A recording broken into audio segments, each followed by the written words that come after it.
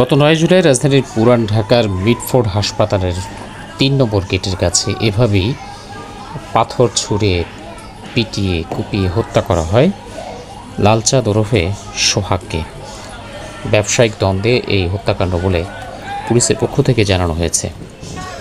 তবে এই ঘটনায় একটি ভিডিও প্রকাশ করেছে ঢাকা মেট্রোপলিটন পুলিশ। তাদের দাবি যে এটি হচ্ছে যেদিন লালচাঁদকে হত্যা করা হয় সেই দিনকের ঘটনা, এবং ঘটনাস্থল থেকেই পুলিশ একজনকে গ্রেপ্তার করে, যার নাম হচ্ছে মহিন।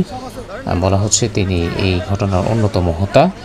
এবং পুলিশ যেটি জানিয়েছে যে ঘটনার ২০ মিনিটের মধ্যেই তারা ঘটনাস্থলে যায় এবং তাদের মধ্যে একজনকে গ্রেপ্তারে সক্ষম হয়। পরবর্তীতে আরও ৪ জনকে গ্রেপ্তার করা হয়। এই পর্যন্ত মোট ৫ জনকে গ্রেপ্তার করেছে।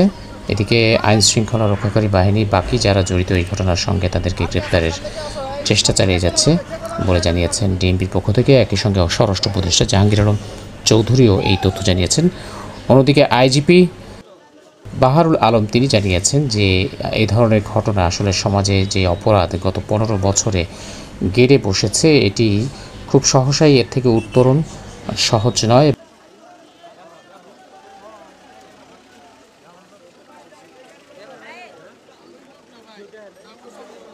তিনি রাজনৈতিক দলগুলোর সহায়তাও কামনা করেছেন সমাজে যাতে এই ধরনের অপরাধ প্রতিরোধ করা যায়।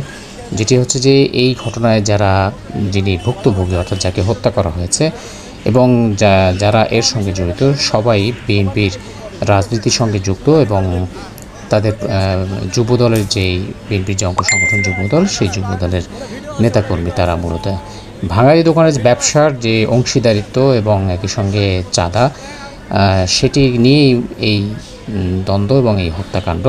এবং এই ঘটনায় যাদেরকে গ্রেপ্তার করা হয়েছে তাদেরকে দ্রুতই বিচারের মুখোমুখি হতে হবে এবং ইতিমধ্যে তাদের কয়েকজনকে রিমান্ডে নেওয়া হয়েছে।